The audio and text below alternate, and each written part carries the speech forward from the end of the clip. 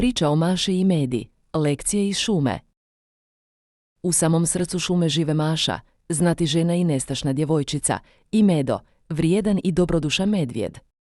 Medo provodi dane skupljajući med za zimu, dok Maša istražuje svaki kutak šume, često pronalazeći načine za male i nevine šale na račun svoga prijatelja.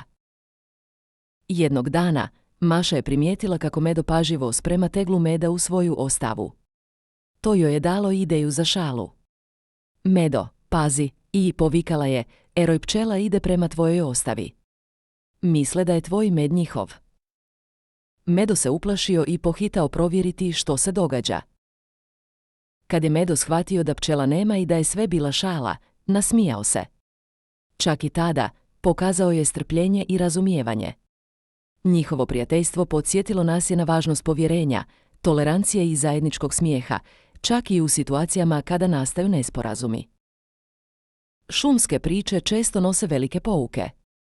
Ako si naučio nešto iz odnosa Maše i Mid, podijeli ovu priču s prijateljima.